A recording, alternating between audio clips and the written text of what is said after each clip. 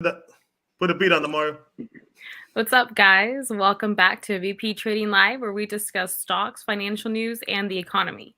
Here to help you navigate and succeed with your personal finances. So it's been a little while since we did a video, guys, and I think within the last Man, week, no. we have seen a tremendous change in trend. So we're seeing what we like to call a bear market rally, and it's where we're still in a bear market, right? The outlook is still kind of grim and we're probably still downtrending, but within that downtrend we have a jump up for fresh of breath air, right? So Mhm. we saw the market run, I think, for a couple days straight last week, due to the, I think, better than expected CPI numbers. Yeah, Mainly people are thinking, okay, so CPI number came in lower than expected, I think by like a percentage point or something like that. So people are starting to think, oh, maybe inflation is slowing down, and I think that'll translate possibly into maybe the Fed slowing down their rate increase. So people start thinking these things, right, and factoring them in to these values in their head. And so I think that's why we're seeing a rally. What do you guys think about that? Uh, I think my thing is like it's a bear market, right? I think we're done bottom. We've seen the bottom for this year. I think we're done. We're gonna rally for the remainder of the year onto December. I think December 13th. So, Sophia, Yeah. what's So for I the think it's next the next month, we don't CPI really, there. yeah, for the The next next month, month we don't really we're have gonna just see a any. rally in stocks. Um, what the first so and the next CPI data print is gonna be the same day. It's gonna be a crazy day on the market. It's gonna be the same day the print and the same day that the Fed's gonna speak at the same time, like later on that day. So that's gonna be a crazy day. That's like a double whammy. So either it's gonna be we might see a rally or we might see a drop at the end of the year, in late December or mid. It's such a mid December, but for now, at least for the next month, I don't see any bad catalyst. I think the only catalyst that will cause it to drop was something with the elections. Nothing going on with that. I mean, just it Anything wasn't politically, the I think anything. yeah, but like I think it wasn't like a red sweep with the like the polls was saying before the. I think The Republicans just won elections, the yeah, the House midterms. and the Democrats are just gonna still control the Senate. So it yeah, wasn't. I don't think that's gonna cost much. I mean, I'm gonna see what I'm looking at futures right now, and the news already came out yesterday. I think. Was it? Yeah, it was yesterday. It came out that the Democrats still control the Senate. I see futures flat right now. I thought it was gonna open in red. I mean, it's not doing anything major. Futures just opened tonight, and it's still like it's flat. Nothing, no changes. I think we still rally. I think it's more like we still rally for the remainder of the month. We have some earnings coming up as well, like Nvidia is a big one that we were looking at. What do you think, Marlon? yeah, man. I mean, I think we were in a free fall for a little bit. I think crypto is still kind of suffering. It hasn't really rallied back. Let's talk about crypto. Let's Yeah, talk yeah. about what's happening there with crypto, because I think it's probably FTX. on a lot of people's mind.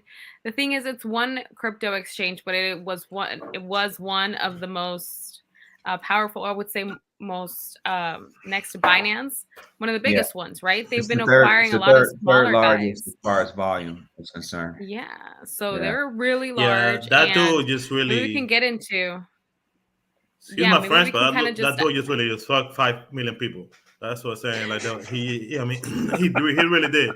I'm saying let's he's a just fraud. explain it for the people that don't know what's going on. So the CEO, right, and founder of FTX, third largest, as Marlon pointed out, crypto exchange in the world. It is a offshore company though, so it's an international company, right?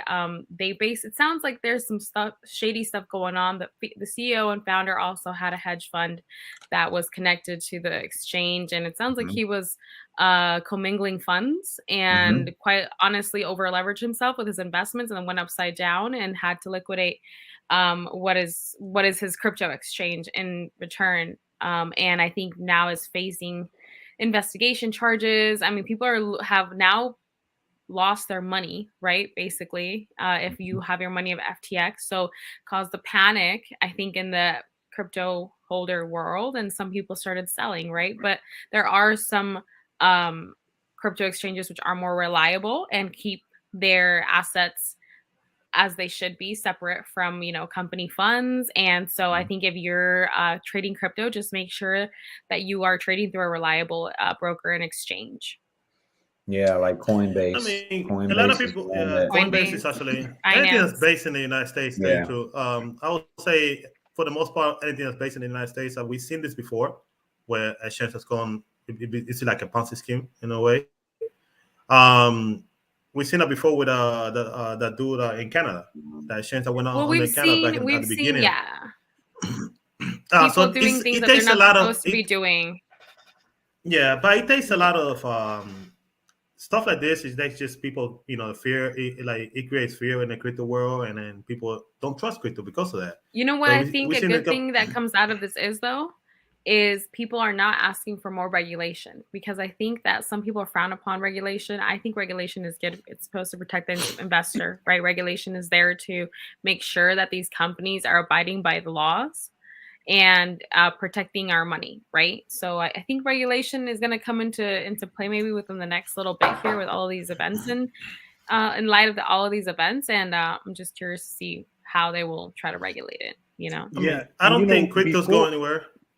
Go ahead, Amar.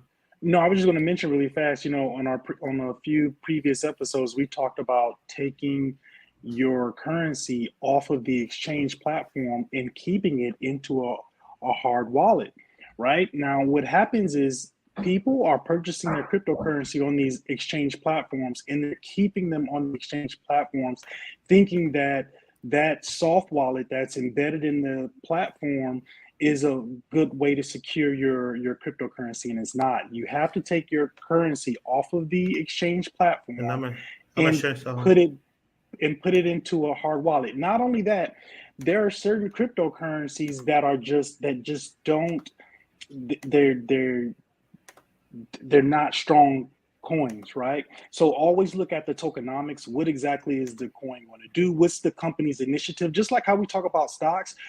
When you talk about cryptocurrency, it's not just the monetary value, it's what can the coin do? What is the utility? What was the coin created to do? Right. There are certain coins that are meant to do different things on the blockchain, and the more you become knowledgeable about that, I think the safer investment you can make. So that's all I wanted to kind of chime in on that. And I was googling a ledger is actually I think I showed my screen there, Lamar. Yeah, this is pretty much like a ledger is like Nano S is one of the actually most popular ones. It's actually pretty safe. You can get them at Best Buy. You could have like a hot or a cold wallet, right? So like I think that's the main thing you want to think about. Like a cold wallet is something that's not connected to the internet, basically, something like this. And a hot wallet is something like Coinbase or MetaMask or like these other online. Be careful with MetaMask, because MetaMask is actually being hacked. I wouldn't keep. I would say if you keep crypto, just always keep it like don't keep everything in one place. Always keep it like in a Nano S wallet. That's actually so you don't have to. This has been proven to be one of the safest way to keep your crypto, because it's only it won't get hacked unless you lose the password to your wallet. That's if you physically lose it, you will lose everything in it too, though. That's another risk of it. So that's the only risk with that. But if somebody steals it from you, they have access. Like if they physically steal it from you, so that's why it's like it's up to you. I wouldn't recommend one or the other. I think just whatever you're comfortable with. Do your research on what kind of wallet you're comfortable with and what kind of risk you're willing to put up with, right? It's either you're going to put up with either hacking risk or somebody stealing at risk. So, and one of the negatives about the moving your coins to a wallet is every time you move it from that wallet back to the exchange platform, whether you want to liquidate or swap coins out, they're going to charge you a fee for it. So I want to let the viewers know that once you move the more times you move your coin, the more you're going to have to pay in transaction fees or gas fees, depending on the type of currency So always do your research, but that's actually one I wanted to point out that's what a ledger looks like. That's a super good recommendation. Yeah, a way to hedge your risk Nano is actually one of the ones I always heard about. So even from the beginning of crypto. I think it'll be But interesting yeah, to man. see. Also, you got to do your research on the exchange. Like usually, man, like the ones like this exchange FTX is actually became a big one. I don't know. It was based Yeah. on the Bahamas. It's just unfortunate, man. Like they they had like a CEO wasn't doing the right thing, and so they were like, And, and they and just here, followed them, man. yeah, and here's the thing with cryptocurrency. There's so many different cryptocurrencies out. There's so many different types of coins that you're not going to make money on all of them. There is risk involved. It's very volatile. It's a very volatile industry. You may have 10 cryptocurrencies. One may skyrocket and go to the moon. The other one may not do as well. But No, but it's good to it's still, like leverage. Yeah, I mean, leverage. Henshaw Ridge always invest. My thing is like we heard today that Fidelity is about to get into trading Bitcoin and Ethereum. Bitcoin and Ethereum. That's the thing too, right? I think as you're starting to see this roll out to bigger banks, you're seeing where the money is going too, right? So you're seeing big money, start thinking of or actually implementing the exchange of Bitcoin and Ethereum, which means that they're confident that there's going to be a lot of liquidity in that, Oh yeah, that's the big one. Yeah, that's the big. When you look at what happened with was FTX or they had a coin, right? FTX. Like right, FTX native coin. Yeah, they had a native FTT, coin, yeah. but when you look at the CEO, and this goes back to what you said about evaluating these things just like you do your companies. You have a CEO that really didn't have a lot of I would say experience with CEO. He had an experience with building what he built, which was that platform. And he did it in a way over time where he was trading, I think he was trading Bitcoin, Ethereum, or whatever he was trading, and then selling it in the Japanese market because he was getting a 10% markup. And over time, he just kind of built this amazing portfolio. And then he started doing some other things and doing that or whatever. But to look at a CEO and say, okay, I'm gonna put all my money here, and he made so much money so fast that it was just like he thought he could do anything. Like he thought he could just make all of these risky moves and it was all going to go good and nobody would know. You know what I'm saying? But it backfired on him because, we see the results of some of the things that he was doing. And now, you get one. If the crypto market is flying high, nobody would ever knew, right? Because the things he was doing, but and then sometimes what you see, and sometimes what you see on the exchange platform is if everybody's keeping their money on the platform, what the platform will do is they will leverage all of that money and they'll start investing in other assets, saying, "Hey, look, we have this amount of free cash, and we're going to leverage this free cash and buy other assets." And when they do that, they kind of offset everything. And then now, when the crypto market fluctuates, or when things go down, or when people move their money off the problem platforms, is, yes, the bank runs. The Yeah. bank runs is they what do the hurt bank them. runs. Yeah. That's what it's The called. You bank start runs, pulling yeah. money out all at once, and Yeah. hey, guess what? You don't have enough liquidity to pay everybody out at pay him once. off. Yeah. Because you already put the money in other places where the liquidity is not as good. So that's where you start messing up. And unfortunately, you don't want to be caught up with any company that does this, by the way, because there are companies that do this as well, right? So start putting funds in things that are just debt, right? Like debt instruments that are risky. And so that's the problem that we're seeing. And this is any company is liable to fall into that trap, but especially these unregulated crypto companies, unfortunately. Mm-hmm. Yeah, so like Bitcoin right now is at 16,000. 16, it's yeah. still so even with the news of Fidelity about to trade in, it's still like nah. I think Bitcoin, man, like the price. I think the price tag for Bitcoin, I think it may go down. I'm looking for 14,000, 13,000. That's what I'm looking for. A lot of people are saying that Below that's a buying 15. opportunity. Yeah. That's a buying opportunity. About a year ago, this thing was like almost 60,000, wasn't it? Yeah. I mean, eventually, it's got to take some time for it to get back over there, back to those prices. But once a regulation is more in place, I think people will start to gain more confidence with it, which I think is a good thing. Federally insured and all that stuff. Yeah. Yes. Yeah. That's when you see the big boys getting back to it. That's when we're gonna see it going to 60,000 and fast buy it actually.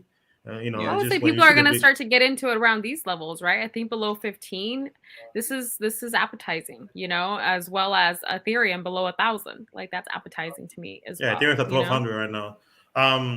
So that's crypto, man. Those two ain't going nowhere. Ethereum and Bitcoin, those ain't going nowhere. Nah. They got so much usage to be, especially Ethereum. Ethereum is just, I always love Ethereum based on what, especially Ethereum 2.0 now with, the whole technology they got behind it. So, so I mean, I don't see those two going anywhere. I mean, those are I'll tell people if you want to invest in crypto, I'll say invest in those two, and you just look at the your levels and dollar cost average. Just like. And this might have a bit of a disconnect from what's happening in the market right now, right? So the crypto space, I feel like it was going down, and usually it's tied to the stock market and market economics. So because there's so much going on with crypto right now negatively due to it had a pump. It had a pump on Thursday when the news came out of the CPI data. A pump and dump. I feel like it's more like a pump and dump as the market still it pumped and flew. Actually, the market it's a pump and go. That's what we call it with the market. I'll look at the SPY. The market, yeah. Let's take a look at what's maybe possibly to come this week, because I was looking at this on Friday and I was like, man, if this breaks over certain levels and maintains there, I feel like we might see like this rally up to over 405, right? So I'm seeing if nothing gets in the SPY's way right now, if nothing gets in the market's way of investors' way of thinking that the rest of the month is going to be swell, we're just going to see a rally. I'm saying like the SPY to go to like 410. And that's that depends on what it opens tomorrow. If it breaks above this line with the 398, I saw as a resistance line. If it breaks above this, it's going to go to 410. And that's within the next month.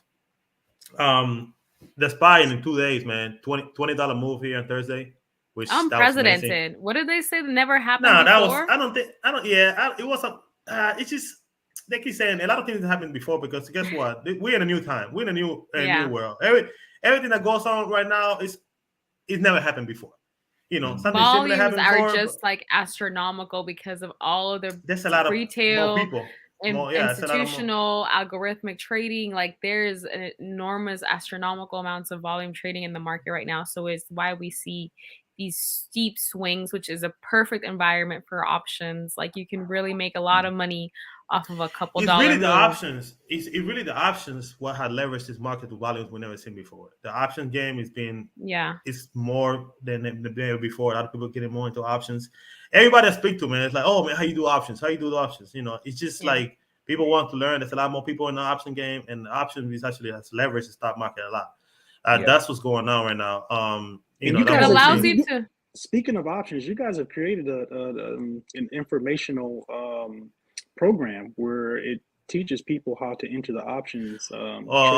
Is that right? I had to take back because I was sick throughout the whole week. So we have an options course in the works right now. In the works, it's in the works. So like the options course is in the works right now.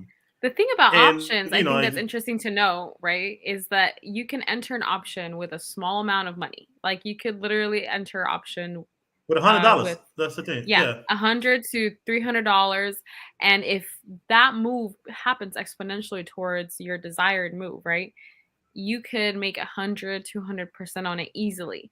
Now you could also lose 100% of your investment, right? That's the risk with options, but that's why it's so appealing. Now, when you say 100, when you say 100 and 200%, and how much time frame? What time frame are you talking about with that? Give us an example. It depends on how volatile the market is. It depends on with an option you have an expiration date. So if you have weeklies, you have, in the case of the SPY, you have every 2 days expiration date, right? In your other stocks, you have weekly expiration days. It really depends on the. It could happen within minutes. It could happen within a day. It could happen until expiration. You have until the expiration of that.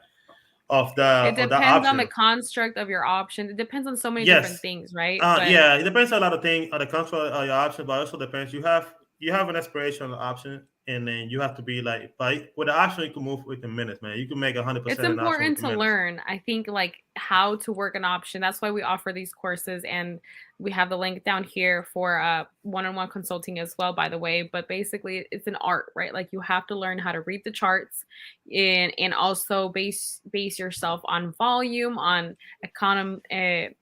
economy catalyst, right? Just a lot of different things, but it's a skill that you can develop to be able to learn how to trade options. Yeah, like speaking of the economy, the CPI, the CPI data in the meeting that just passed, did they indicate that the economy is kind of slowing down? What was your take on what the CPI data was, Marlon and Sophia, Jose?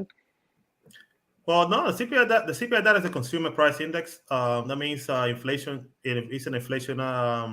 It's like a year-over-year measure of how it measures month over month prices. and year over year. So we had it's like you usually look at the core, and the core for year over year came back as the expected. They was expecting 7.9. It came back better than expected, which is 7.7. That means inflation has been trending. It's still high compared to because the target for the Fed. What was it at last month? It was at 8.6, right? So we were expecting it to based on a month of a month, trending. yes. But based on a month of a month, but on a year, it's still high. The inflation is still running high. It's down from the peak. The peak was 9.3, which was back in August. It was July and August. That was the high, the peak over there, right? So now we're showing it's trending down because the last month was 8.3. Then now it's 7.7. So it's trending down, but it's still pretty high. The target goal for the Feds is 2.2 or 2%. That's what the deck is saying. That's the target. So they want from 7.7 to a 2 back to a 2% where it usually has been growing. That's how much it's been growing since the last inflationary period, which was back in the 1980s. So the last time we had this type of inflation was back in the 1980s. So from there, it's been running at 2% per year. Right, so that's what they're trying to get it down to. There's still a long way to go, so I don't see them pivoting because of that, because we're still high. The thing is, you're seeing the Fed just beginning to implement these rates, right? How long have they been implementing rates now for? Like only a few months, really?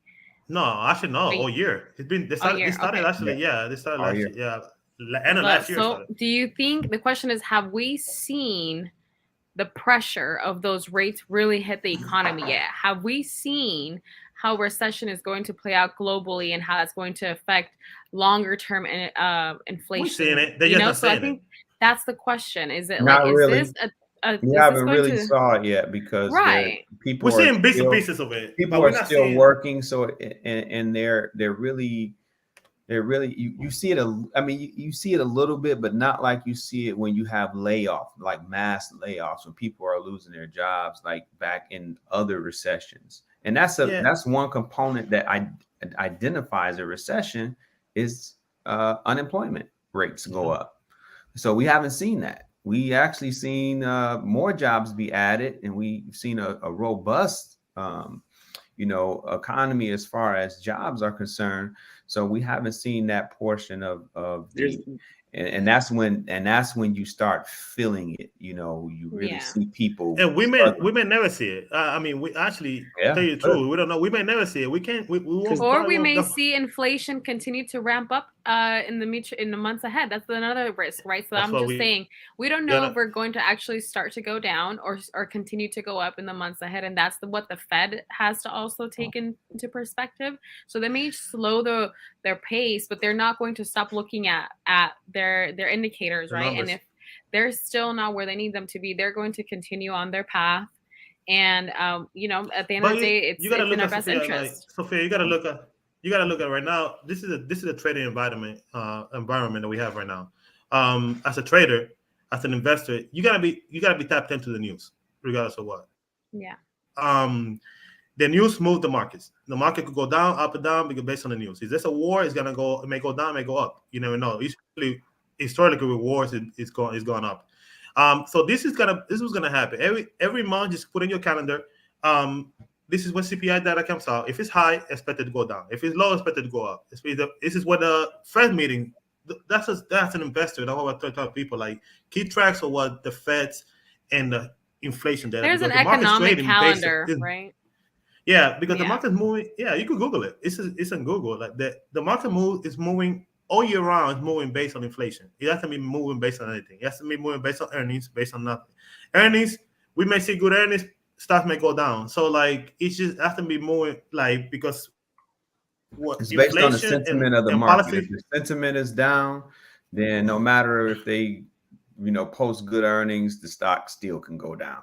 So when the sentiment is high, like we talked about previously, when we talk about the VIX and we talk about these other indicators, it just depends on what the market Speaking of is the feeling, VIX, what the nation is feeling, you know what I'm saying? And then that's going to determine how the market moves. We've seen over the last like 3 years up into, before this year, the previous 2 or 3 years, it was just a bull market. No matter what they posted out. I mean, they were posting out profit, everything we didn't to the have moon, yeah, So, we didn't have this type of last year it was a whole different environment based on we didn't have this type of except for COVID.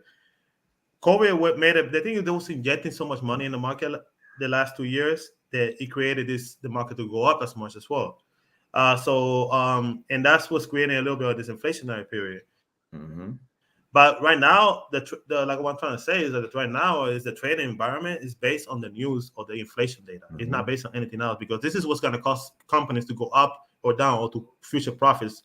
Because if the dollar goes up, you got to it kind of causes an issue with trading outside of the country for companies as well, like for exports.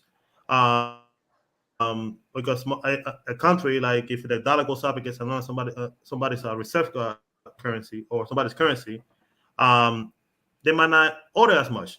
I think we've seen that in some companies. So it impacts also the future earnings of these companies as well. So that's what this inflation is all Interest about. rates are meant to slow down business. That's the key, right?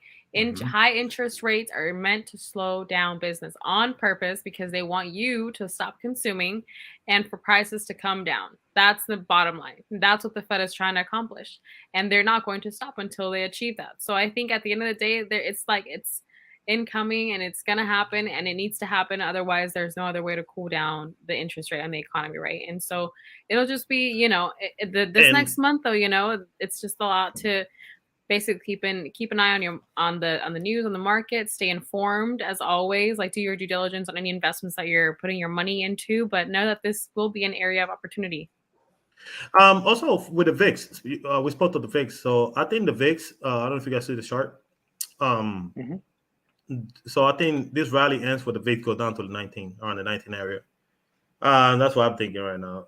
It's downtrending. The next support for the VIX, I will look into 19. If it breaks that and we continue to rally in the market, then we go see the VIX at 16. But the 19 area, that's a good pivot point for like people playing options to play some puts at that point. Any questions on what the VIX is, by the way? The VIX, remember, is the volatility indicator, which means it just signals, people are calming down more. They're coming to an area of a little bit more positive, fear, positive mental state, I would call it. Because at the end of the day, I think volatility is based on psychology. Fear and greed. Yeah. So, but if you notice, if you notice the all year round, the pattern for the VIX is every time we have every bear market rally, the VIX has gone down to in April, in August, it has gone down to around the 19 area. We know a bear market rally might be going. I'll expect to bounce out of the $19 area as well. So I think if he continues, the next bounce will be from 16 all the way down to 14 maybe. But I think 19 will be a next bounce for the VIX, and that will be the next reversal for the market. That's because it runs bear market rally. So every bear market rally this year is that the VIX has gone down to 19. So I was So just if we for our viewers, just keep an eye on the VIX because that actually was it kind of signal in a way, hey, sellers about to step in a way. You know what I mean? That's what I learned from the VIX because when it comes like when it's high, but like when it's high, expect buyers. Selling is high, right? Yes. Selling is high when it's high. Yeah, it's high. Expect the buyers to step in. When it's low, expect the sellers to step in. Yeah. Look, you guys, before we close out, a few weeks ago we created a short list of stocks and investments, and we could just kind of briefly go through those and look at what the numbers are as of today or as of this the last closing bell. And also, we also talked about ETFs, which I have recently, I've been looking a lot more into ETFs. I've actually invested in a few ETFs, and I like that. We talked about that a few weeks ago as well, where if someone doesn't know particularly which company they want to invest in, they can invest in the ETF where they can it's a cumulative of different companies, right? And we mentioned that. Sophia mentioned that a few weeks ago, and so just take that into consideration. You know, ETFs in certain stocks that you are very familiar with. Yeah, I think that we gotta play the playlist right here. And I want to also really make see sure, Tesla, Apple. make sure you guys Tesla. stay in tune to the bond market also, because there is a good opportunity there to get those bonds. We had one that was close to 10% for a while. Now that's changed. I think it's close to 7% now. So that's still a good return. If you got some money that you want to diversify and put it into some bonds, make sure you go on the website and do that to get that 7%. I think it's good for 6 months right now. So you got 6 months to lock it in. All right. Definitely. Great, guys. Well, like always, remember, stay informed, stay educated, and always your due diligence. Thank you so much for watching. And drop a comment. Drop a comment in the comment section, and let us know what you want to speak about. What stocks you want to see in the next segment. Definitely. Thanks, guys. Cool. Bye.